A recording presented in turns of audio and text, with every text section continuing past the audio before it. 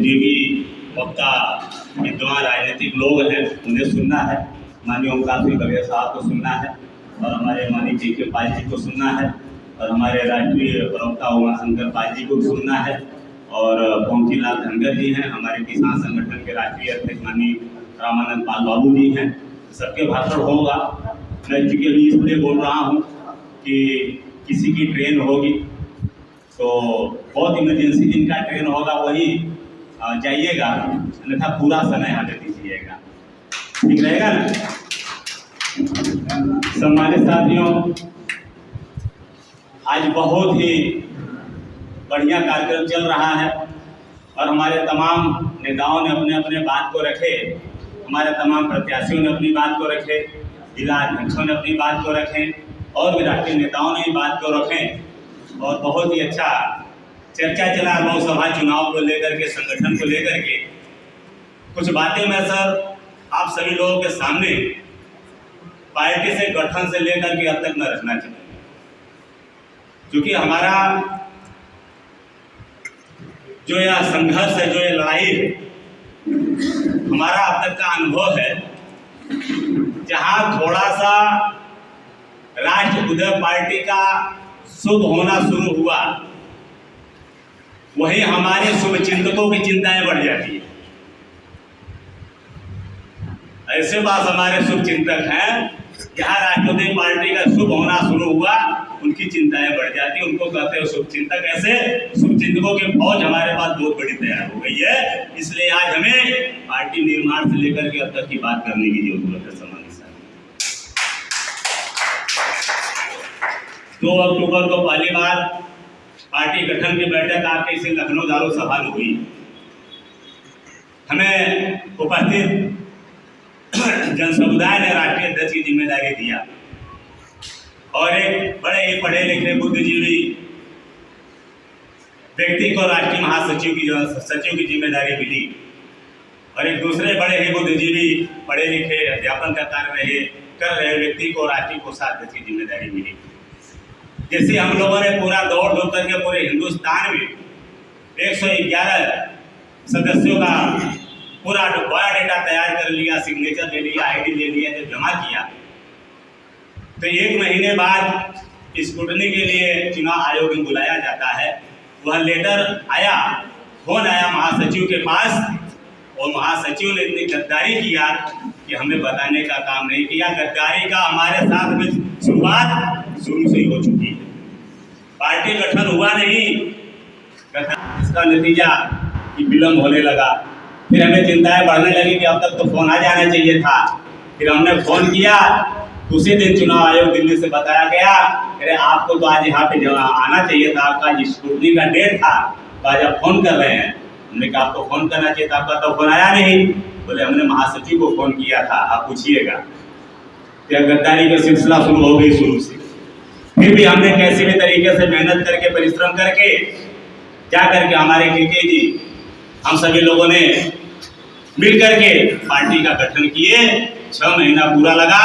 2 अप्रैल 2019 को पार्टी का certificate issue हुआ।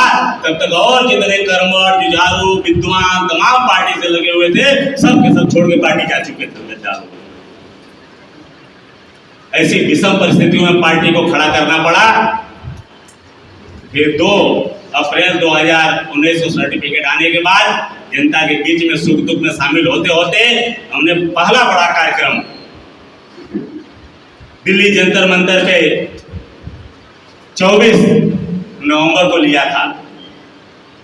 वह दिल्ली जंतर मंतर पर संविधान दिवस का कार्यक्रम मनाने का जो हमारा उद्देश्य रहा, हम यह चाहते थे कि अब हमारा लोकतंत्र, हमारा देश लोकतांत्रिक देश है, लोकतंत्र के प्रति, संविधान के प्रति, कानून के प्रति हमारे जनमानस में श्रद्धा होना चाहिए, विश्वास होना चाहिए, जागरूकता होनी चाहिए, जानकारी होनी चाहिए। इस उद्देश्य से रखा। इस कार्यक्रम की चर्चा पूरे देश में चलने लगी। बड़े बड़े नेता लोग चर्चा करने लगे, भाई कौन आदमी है जो पार्टी बना करके संविधान दिवस का कार्यक्रम कर रहा है। उसी दौरान ओम प्रकाश राजभर जी से किसी तरह बात हुई। जब बैठक हुई तो ओम प्रकाश राजभर जी ने कहा कि अध्यक्ष जी आप कार्यक्रम बहुत सुंदर ले रहे हैं, लेकिन आप गलत जगह ले रहे हैं। हमने कहा मतलब, बोले कि हमने इतना दिन पार्टी बना करके हुआ, कभी हमें दिल्ली जंतर मंतर पर कार्यक्रम करने की हिम्मत नहीं हुई, लेकिन आप अभी पार्टी बना लिए और कितने आपके जिला अध्यक्ष हैं, कितने पदाधिकारी, कितने लोग आएंगे दिल्ली जंतर मंतर पे कार्यक्रम कर रहे हैं। हमने कहा सर चिंता ना करिए, हमारी पार्टी जरूर है, क्योंकि मैंने समाज सेवा किया है, उत्तर प्रदेश के हर जिलों में घूमा है और भारत देश के लगभग कम से कम 12 से 15 प्रदेशों में घुमा है। कार्यक्रम सफल होगा, सम्मानजनक लोग आएंगे, हम चाहते हैं आप भी आइए। तो उनका राजभर जी ने तारीफ किया, बोला नहीं मैं भी आऊँगा। विवादों का कोई कार्यक्रम लगा वो नहीं आए, अपने लोगों को भेजे, कुछ लोग साथी गए हों तो उनको पता होगा। उसके बाद सामान्य साथियों, हमारा मानना है कि संविधान दिवस का कार्यक्रम दिल्ली जंतर मंतर पे आयोजित करने का ही नतीजा रहा कि भागीदारी संकल्प मोर्चा ओम प्रकाश राजभर, बाबू सिंह कुशवाहा, कृष्णा पटेल जी के साथ आपके राष्ट्रीय पार्टी का गठबंधन हुआ। तो मैं आप लोगों से पूछना चाहता हूं कि यहाँ पे पार्टी राष्ट्रीय पार्टी के सभी क्रांतिकारी नेता बैठे हुए हैं, पद कुछ भी हो लेकिन बगैर पद की ख्याल परवाह करके अपने भार आप लोग संभाल करके चल रहे हो। तो मैं पूरी राष्ट्रीय पार्टी के क्रांतिकारी नेताओं से पूछना चाहता हूं, तो क्या जब हमारा राष्ट्रीय महासचिव हमारे साथ गद्दारी किया तो हमें पार्टी रजिस्ट्रेशन करवाना चाहिए था कि बंद कर देना चाहिए था? आप लोग हमसे बताएं, आप लोग तो मैं आगे बढ़ करके वो किया सर, सही डिसीजन था गलत था? बहुत बहुत धन्यवाद सम्मानित साथियों। फिर हमारा डिसीजन दिल्ली जंतर मंतर पे कार्यक्रम करना, हमारे जैसे तमाम लोग पार्टी बना के रजिस्ट्रेशन करके चल रहे हैं, लेकिन भागीदारी संकल्प मोर्चा उनका राजभर, बाबू सिंह कुशवाहा, कृष्णा पटेल मामूली हस्तियां नहीं थी, इनके बराबर में बैठने का डिसीजन, उनका भागीदारी संकल्प मोर्चा में शामिल होने का डिसीजन हमारा सही था कि गलत था? सही था। बहुत बहुत धन्यवाद सम्मानित साथियों। फिर हम लोग संघर्ष करते रहे, अखिलेश यादव जी के साथ समाजवादी पार्टी से गठबंधन हुआ, 5 से 6 सीट का आश्वासन दिया गया था, मैं पहले दिन से बता रहा था, लेकिन एंड टाइम पे जब हमें सीटें नहीं मिली, 1 सीट मिल रही थी, हमने लास्ट में 2 तक भी आया, 1 सीट मिल रही थी, फिर हमने 1 सीट न लेकर के उस समय पे 1 सीट की वैल्यू, अगर हमें पैसे की लालच होती तो 5 से 6 करोड़ रुपए मिल जाते, हमें विधायक बनने की लालच होती कैसे लेकर बनाने विधायक में चुनाव लड़ जाता, लेकिन मैं वहां से बाहर हट करके अपने आन बान शान, अपनी पार्टी के स्वाभिमान के लिए, समाज के मान समाज स्वाभिमान के लिए बाहर हट करके हमने चुनाव लड़ा। सम्मानित साथियों,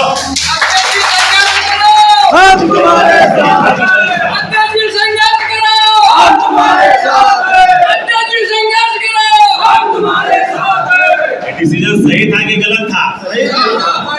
इस सम्मानित साथियों, हम लोग बगैर जीत हार की परवाह करते हुए अपने मान सम्मान की लड़ाई लड़ते हुए हम लोग जनता के बीच में निरंतर बने रहे, चाहे बारिश हो, गर्मी हो, तूफान हो, कुछ भी हो, चलते चलते चलते चलते आपका आ गया लोकसभा चुनाव 24 का।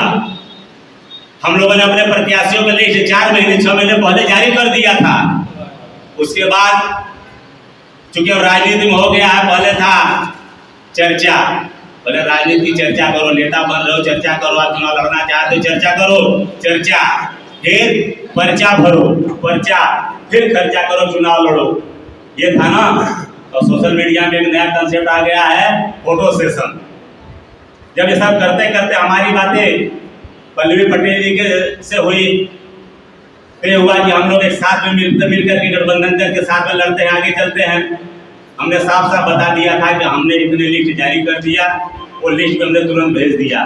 बोले पायल जी चलिए वो तो जब देखा जाएगा तब देखा जाएगा, लड़ाई के टाइम पे अभी पहले माहौल तो बनाया जाए। तो माहौल बनाने के लिए पीडीएम में शामिल होकर के वैसे जी पल्लवी जब सब साथ में जब शामिल हुए, कॉन्फ्रेंस साझा हुआ, सारे टीवी में, बड़े बड़े टीवी पे चैनलों में चला राष्ट्रीय पार्टी बाबू रामपाल, हिंदुस्तान के सभी भाषाओं में लिखा गया पीडीएम गठबंधन में राष्ट्रीय पार्टी बाबू रामपाल शामिल है। पूरे हिंदुस्तान में आपकी चर्चा हुई राष्ट्रीय पार्टी बाबू रामपाल की, तो पीडीएम में शामिल होना हमारा डिसीजन सही था कि गलत था? जब हमें वहां सम्मान नहीं मिल रहा था, हमें सबसे कहा गया था फोटो सभी राष्ट्रीय अध्यक्ष भेज दे और साझा बैनर बनाकर बनेगा, नहीं बना। जब प्रत्याशियों का लिस्ट मांगा गया, भाई तीसरे चरण, 2 चरण का घोषणा हो चुका था, तीसरे चरण से गठबंधन बना था, तो पूछा गया कि बाबू राम जी आपका तीसरे चरण में कितने प्रत्याशी हैं, उनका लिस्ट दे दीजिए। हमने तीसरे चरण में हमारे 3 प्रत्याशी थे उस समय में, फिरोजाबाद, हाथरस, संभल, तीनों का लिस्ट जारी कर दिया और तीनों का लिस्ट जारी दिया तो पीडीएम से तीनों का लिस्ट पर्चा मतलब उसमें नाम आया, शामिल आया, लेकिन वहां भी धोखेधारी किया गया कि पीडीएम केवल काले अक्षरों से लिखा गया, उसमें कितनी पार्टियां शामिल हैं, कौन उसके अध्यक्ष हैं, यह नहीं दर्शाया गया, और प्रत्याशी हैं तो प्रत्याशी किस पार्टी का है यह नहीं दर्शाया गया। तो हमें पार्टी को हमें ढकने का इन लोगों ने काम किया। और उसी में पहले में ही 5वें छठे चरण का भदोही में 7वां चरण था, तो छठे चरण के प्रत्याशी का घोषणा उन्होंने कर दिया। मांगा जा रहा है तीसरे का, अगर आप हमारा तीसरे का मांग रहे हैं तो अपना तो तीसरे का जारी करेंगे ना, तो हमारा तीसरे का अपने का छठे का जारी हो रहा है। जब धोखाबाजी हमारे साथ हुआ, फिर जब हम देखा पार्टी को हमारे नुकसान पहुंच रहा है, तो इस पीडीएम गठबंधन की जब मोर्चा रैली में लगी, हमने वहां न जा करके, क्योंकि हमारे तब तक प्रत्याशी जयवीर सिंह जी ने काफी दबाव बनाया कि अध्यक्ष जी हमें आप लोगों ने चुनाव लड़ा दिया, पार्टी कोई प्रत्याशी यहाँ प्रचार करने नहीं आ रहा है, हमारा मनोबल डाउन हो रहा है, आप लोगों की जरूरत है। तो हमने बनारस में न जाकर के प्रदेश अध्यक्ष जी को भेजा और मैं हाथरस, फिरोजाबाद प्रभारी जी को साथ में ले जाने का काम किया सामान्य साथियों। और क्योंकि प्रचार करना था इसलिए प्रभारी जी को मना किया गया। अब सामान्य साथियों हमने अध्यक्ष जी को दिन कह के भेजा था आप जाइए, गठबंधन की बात तब तक 2-3 और ढंग से करना था, लोगों ने समय नहीं दिया था। अध्यक्ष जी को भेजा था कि आप 25 तारीख को ओवैसी जी के, पल्लवी जी के आप सभा में सम्मिलित हुई है, और 26 को सुबह 8 बजे लोगों ने सीट शेयरिंग पर बात किया है, उस सीट की शेयरिंग पर बात करिएगा। बनारस और प्रतापगढ़ बचा हुआ था, हमने बनारस में बात करिएगा। अगर हो सकता है बनारस में अगर प्रत्याशी पल्लवी जी देना चाहती है तो फिर सिंबल राठौर पार्टी का रहेगा। अगर प्रत्याशी राठौर पार्टी का सिंबल का पल्लवी जी का यह समझौता हो सकता है। कहने का मतलब कि बनारस सीट पर समझौता हम कर सकते हैं, लेकिन प्रतापगढ़ में कोई हमारी समझौता नहीं है, इसलिए वो मानते हैं तो ठीक है, नहीं आप वैसी जगह गठबंधन तोड़ दीजिएगा, उन्हें सरकार दीजिएगा। लेकिन जब नहीं तो 26 तारीख को हम लोगों ने गठबंधन तोड़ने की घोषणा किया। सामान्य साथियों, समाज के आन बान शान, पार्टी के स्वाभिमान, पार्टी को आगे बढ़ाने में अगर कोई भी रोड़ा आएगा उसको लात मारने में आपका भाई बाबूराम 5 जरा की पूरी सही रहा कि गलत रहा? अब सम्मानित साथियों, संघर्ष पे जरा ध्यान दीजिएगा। रहे चौथा स्थापना दिवस समारोह मनाने की, लखनऊ में प्रभारी जी, केके जी, हम और भी कुछ लोग थे, बैठक चालू हुई, हमें लगता है 4-5 लोग थे उस टाइम में। भाई चौथा स्थापना दिवस कहाँ मनाया जाए? ऐतिहासिक होना चाहिए, एकदम जोरदार होना चाहिए, पूरे देश में मैसेज जाना चाहिए।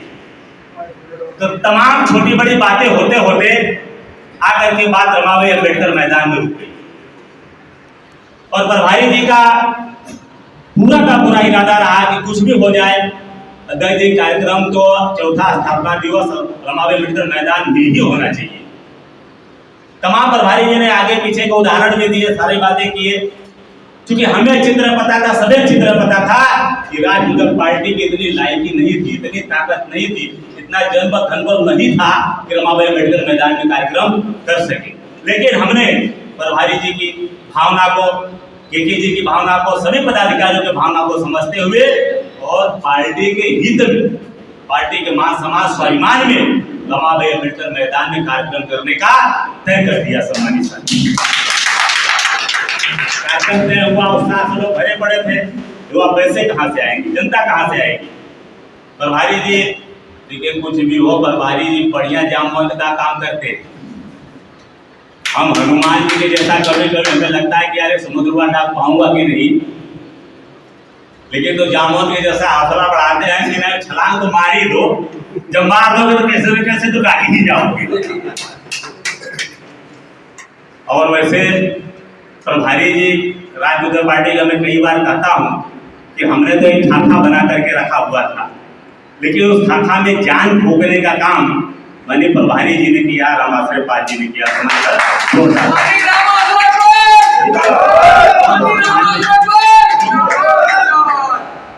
माननीय केके पाल जी, तो मैं कहता हूँ की पार्टियों को हम चला, लेकिन हमें माने कि पाल जी चला रहे हैं। पूरी पार्टी के आन बान शान पूरा एकदम पूरी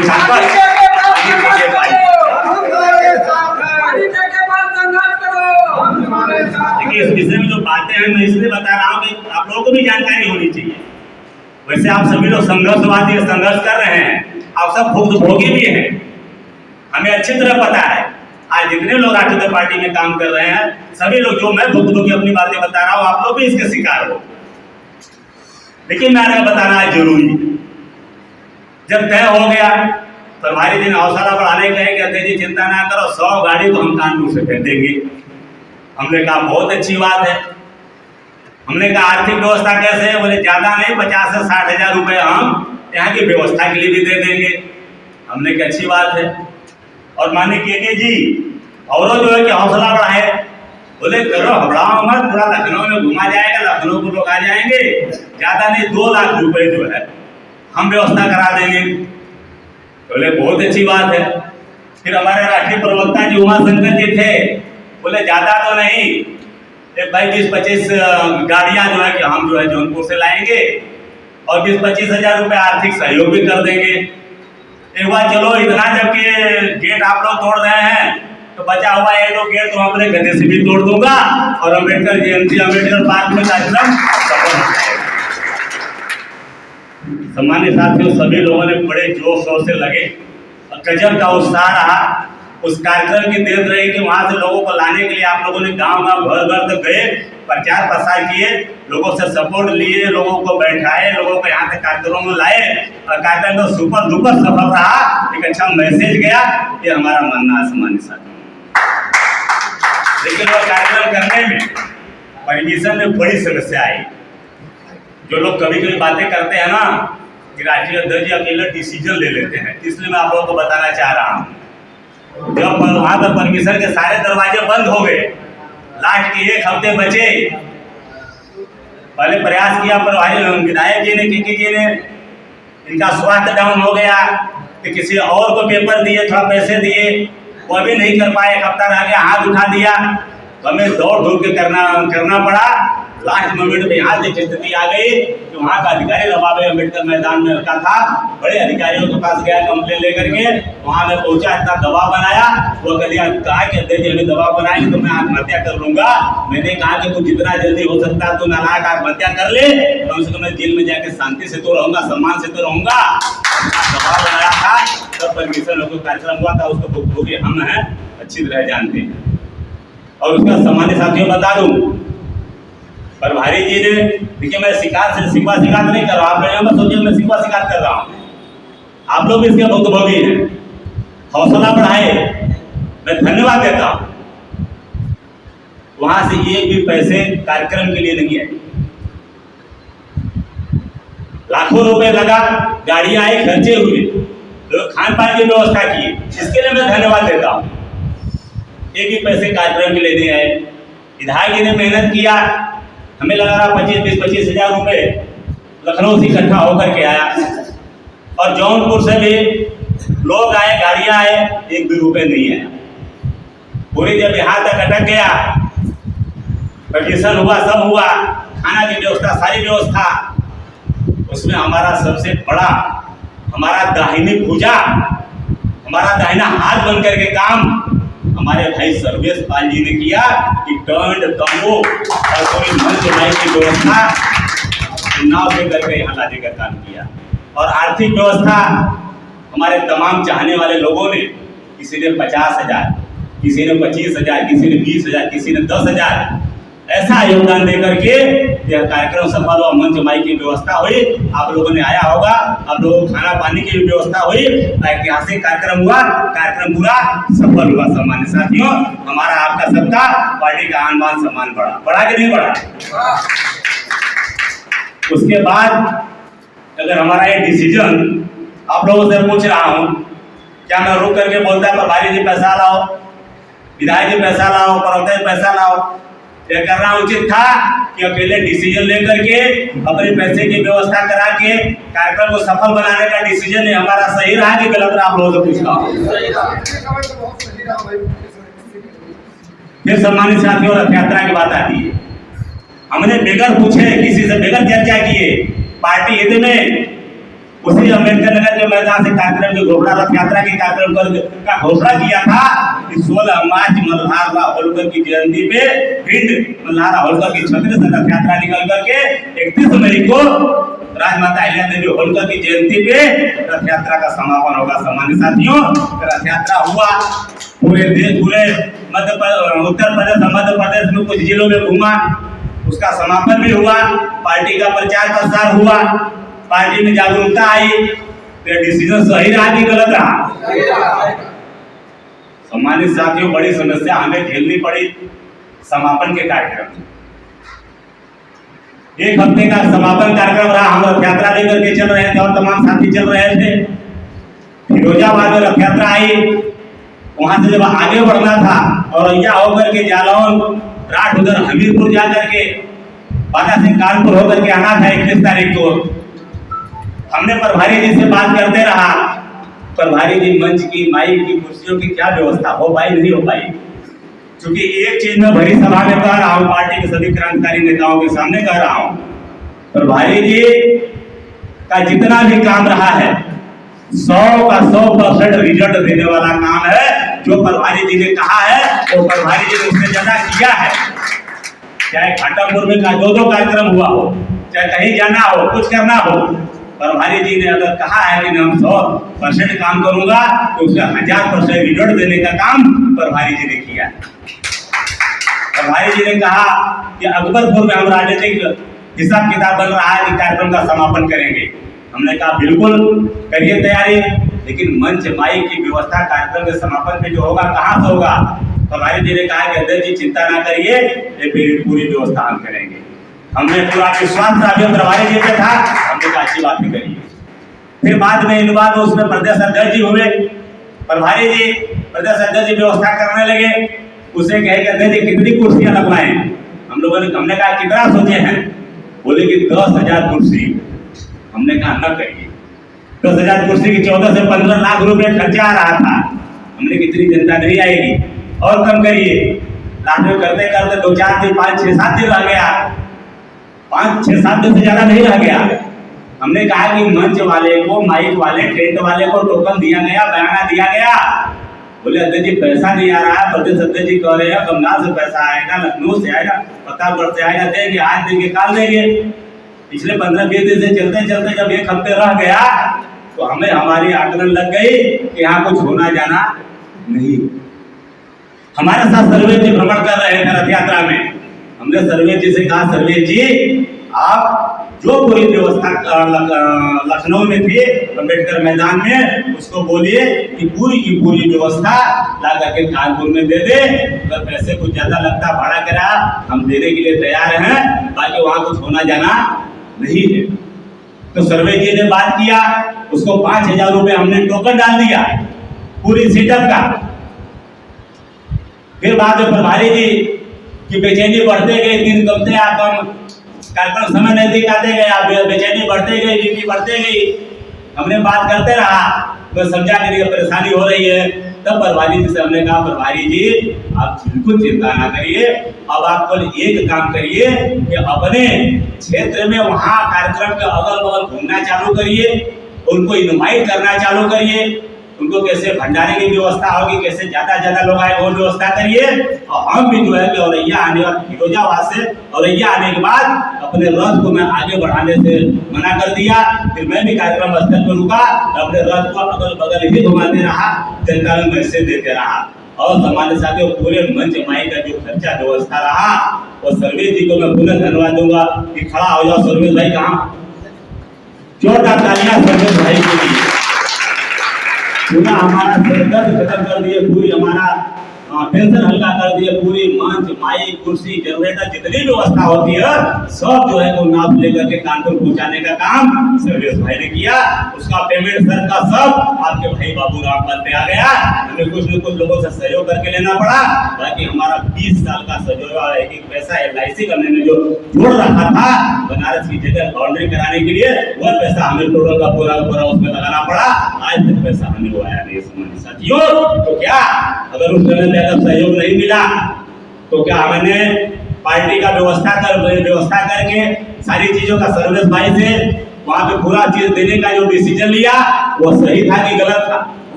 तो बड़ा ऐसे टाइम हम लोग किससे जाऊं पूछने के लिए, किससे जाए सलाह लेने के लिए? तो काम छोड़ करके हम सलाह लेने चालू करूं? क्या काम करूं? आप लोग बताइए। हम जैसे टाइम पे काम करना चाहिए, सलाह लेना चाहिए? लेकिन सलाह देगा कौन, बताए आपको? सलाह कौन दे सकता? सबसे पहले तो ये बहुत मसला है, सलाह कौन दे सकता है? यार तो जो व्यक्ति आपके साथ निरंतर काम कर रहा है, पूरी गतिविधियां उसको पता है, वह सलाह दे सकता है। या तो व्यक्ति रोज आपके साथ फोन पे अटैच हो, फोन पे आपकी बात को जानता हो कि आप क्या कर रहे हैं, क्या समस्या आ रही है, क्या करना चाहते हैं, आगे क्या करना है, वह सलाह दे सकता है। कि जो व्यक्ति 2 महीने में एक बार फोन पर बात करेगा और पद लेकर के बैठा है, 3 महीने में सम्मेलन में आएगा, वो सलाह दे पाएगा? नहीं। लेकिन ऐसे लोग भी आपसे उम्मीद रखते हैं कि आपको सलाह उनसे लेकर के चलो। सम्मानित साथियों, आप विरोधियों से लड़ सकते हो, लेकिन जो आपके पदाधिकारी हो, जिसके कंधे पे आपका भार हो, समाज का भार, पार्टी का भार हो, यह अगर दोगलागिरी करता है तो उससे आप नहीं लड़ सकते हो। ऐसे दोगलों से बचना पड़ेगा सम्मानित साथियों। इसलिए मैंने आपसे सारी बात यहाँ क्रांतिकारियों की जरूरत है। अगर 5 क्रांतिकारी हैं, कर्मठ जुझारू हैं, आपके साथ लड़ने के लिए, आपके साथ मरने के लिए, आपके साथ चलने के लिए, आपके साथ भूखा रहने के लिए, आपके साथ किसी भी परिस्थिति में जीने वाले जब 5 क्रांतिकारी साथी मिल जाए, आप पार्टी खड़ा कर ले जाएंगे। अगर 10 दोगले मिल जाए, आप नहीं चल पाएंगे। आज राजनीतिक पार्टी जो चल रही है, एक क्रांतिकारी साथियों की वजह से चल रही है। बेचारे अपमान सह करके, भूखे प्यासे रह करके, धूप हो, बारिश हो, किसी भी स्थिति परिस्थिति में हो, ऐसे लोग चला रहे हैं। और आप लोगों ने देखा होगा, चुनाव से पहले कुछ बड़े चेहरे, बड़े पद वाले लोग पार्टी में जुड़े जरूर, लेकिन चुनाव आते आते सबके सब दूसरी पार्टियों को गुलामी करते रह गए। और आज पार्टी में वही जुटे हुए हैं जो क्रांतिकारी नेता, क्रांतिकारी साथी आपके हैं, सबके साथी हैं, यही पार्टी में जुटे हैं। आप लोग को पढ़ाइए नहीं, बात वोट की चिंता नहीं, यह तो हमारी लड़ाई थी। कौन प्रत्याशी भाग गया, कौन टिके रहा? हमारे प्रभारी जी ने तो फिर कहा था, एक बैठक में प्रभारी जी ने कहा था चुनाव होने से पहले, जेपी जी ने भेजा है, बड़े जो चेयर दीजिए, चेयर दीजिए। प्रभारी जी ने कहा था कि भाई हमें जो चुनाव लड़ना है, पार्टी खड़ा करने के लिए लड़ना है, संगठन खड़ा करने के लिए लड़ना है। प्रत्याशी कैसा भी गूंगा बहरा पागल जो भी आपको मिल जाए, आप उसका केवल नामांकन करा दीजिए। नामांकन होने के बाद, पर्चा पास होने के बाद, पर्चा वापसी का समय खत्म होने के बाद उसको बोल दे भैया तू चला जा, मुंबई, दिल्ली, गुजरात, तो कहीं भी चला जा, प्रत्याशी चला जाएगा, लेकिन आपका चुनाव निशान कहीं नहीं जाएगा। आपका चुनाव निशान ईवीएम के माध्यम से हर पोलिंग बूथ में जाएगा। समाज हमारा जागरूक रहेगा, समाज हमारा वोट दे करके अपनी ताकत बढ़ा लेगा, अपनी गिनती करा लेगा। यही उद्देश्य था हम सभी लोगों का कि ज्यादा से ज्यादा प्रत्याशी लड़े, यही था ना। कोई मिल भी नहीं रहा था, तमाम प्रत्याशी हमारे प्रभारी लोकसभा बनाए गए थे, प्रभारियों ने कई लोगों ने प्रत्याशी भी नहीं ढूंढ पाए, तो किसी को लड़ा पाए। अगर ऐसी स्थिति में अगर राजेंद्र धनगर हमारे पास अगर आएंगे या किसी ने भेजा जैसे भी आए, तो अगर लड़े, भाई डीएम क्या तो हम नहीं गए थे, डीएम का तो पर्चा खरीदने भरने वही तो गया था ना, पर्चा पास हुआ। तो आज हम कम से कम सीना ठोक के कह तो रहे हैं ना कि हमने 2024 का उत्तर प्रदेश में 8 प्रत्याशी लड़ाने का काम किया। सीना चौड़ा हो रहा है आप लोगों का? अगर 80 में से अगर हम 40 लड़ा लिए होते तो 27 का रास्ता आपका आसान होता कि नहीं होता? तो फिर राजेंद्र धनगर को टिकट दे करके लड़ाने का डिसीजन सही रहा कि गलत रहा? सही रहा। सम्मानित साथियों, तकलीफ यहाँ पसीना यहाँ से यहाँ आता है, अपना पैसा लगाना पड़ा, 8,000 हैंडबिल छपवा करके जाकर के बांटना पड़ा। धन्यवाद देता हूं मैं क्रांतिकारी जुझारू नेता, भविष्य का बड़ा नेता भदोही जिला अध्यक्ष एडवोकेट कृष्णदेव पाल अपने पेन और स्याही लेके अपने हाथ से वॉल पेंटिंग करते हैं, संगठन को तैयार करते हैं। चुनाव लड़ने की कोई इच्छा नहीं थी, लेकिन जब मजबूरी में हमें कहना पड़ा कि नहीं अध्यक्ष जी आपको लड़ना है, अध्यक्ष जी ने कहा कि भैया आप हमें अच्छी तरह जानते हैं, हमारा कोई व्यवस्था नहीं है। हालांकि मैं इनकी बात इनको कहीं अपमानित करने के लिए नहीं कह रहा हूं। मैं बार बार कहता हूं राष्ट्रीय पार्टी में जुड़े हुए लोग सब संघर्षवादी लोग हैं, सब गरीबी में जीने वाले, गरीबी के गोद में पलने वाले लोग हैं। एडवोकेट कृष्णदेव जी के पास हमें लगता है कि साइकिल के सिवा कोई दूसरा वाहन भी नहीं है। वकालत के काम करके किसी तरह घर द्वार चलाते हैं, लेकिन अगर ये 24 घंटा में जितना अगर जागते हैं तो उसमें से 2 घंटा केवल अपने परिवार खुद के लिए सोचते होंगे, बाकी समय राष्ट्रीय पार्टी के लिए सोचते हैं। समाज हमने कहा आप लड़िए, हम देखते हैं क्या व्यवस्था करा सकते हैं।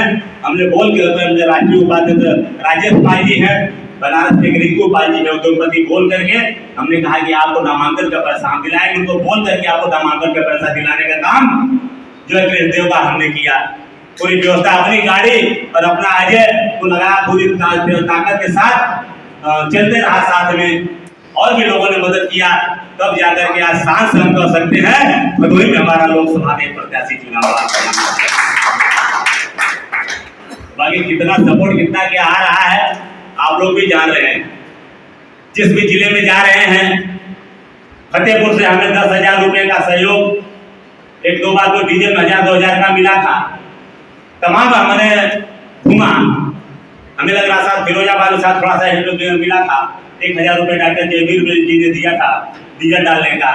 बाकी पूरा डीजल डाल करके हर हमने लोकसभा, डॉक्टर साहब हर लोकसभा में कहीं 1 बार कहीं 2 बार नामांकन के लिए हमें जाना पड़ा। मैंने गया और प्रचार में भी कहीं 1 बार कहीं 2 बार प्रचार में भी गया, और किसी ने ये भी जरूरत नहीं किया कि आप डीजल से चल रहे हो, कैसे चल रहे हो, खा रहे हो कि नहीं खा रहे हो, जी रहे हो कि नहीं खा रहे हो, यह किसी को चिंता नहीं है। और चिंता है कह रहे तो गठबंधन करके पैसा ले लिया। अरे मुझको कौन पूछ रहा है तुमको पैसा दे रहा है, और देने वाले के हालात देखो क्या उसके बाद देने की लायकी है क्या। इसीलिए हमने शुरू में कहा था जैसे ही आपका थोड़ा शुभ होने लगेगा, आपके कुछ शुभ चिंतकों की चिंताएं बढ़ने लगेगी, ऐसे शुभ चिंतकों से सावधान रहना पड़ेगा। सामान्य साथियों, आज जरूरत है क्रांतिकारी लोगों का, और आपको विश्वास दिलाता हूँ राष्ट्रीय पार्टी तेजी से आगे चलेगी, सत्ता में भी बढ़ेगी, और कोई माई का लाल इसको रोक नहीं पाएगा।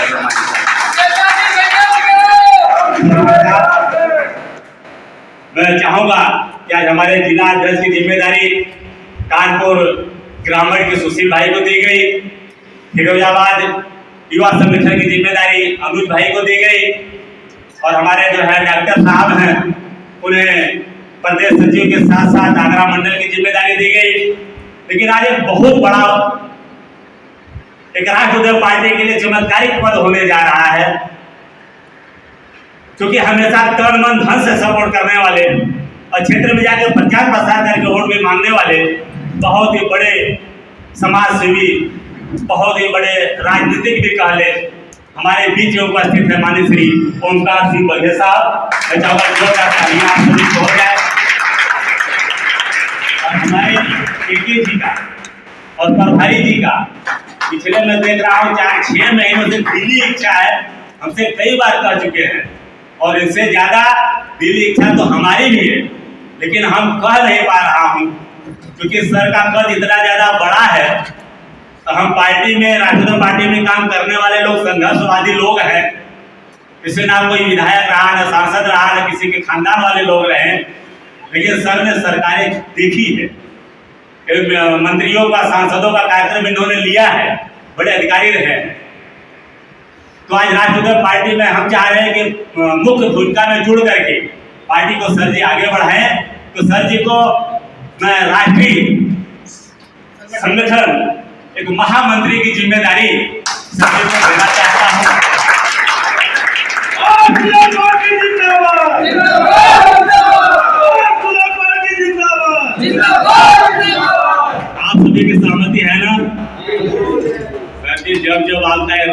दिक्कत से पड़ता है, आर्थिक सहयोग से सर जी हमेशा मदद करते हैं। बोलते बाबूराम जी पैसे की चिंता न करना, तुम आगे बढ़ना, पैसे की व्यवस्था हम कराएंगे। इसलिए पुनः जहाँ पर जोरदार तालियां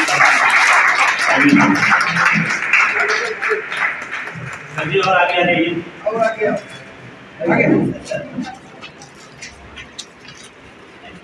क्या पढ़ो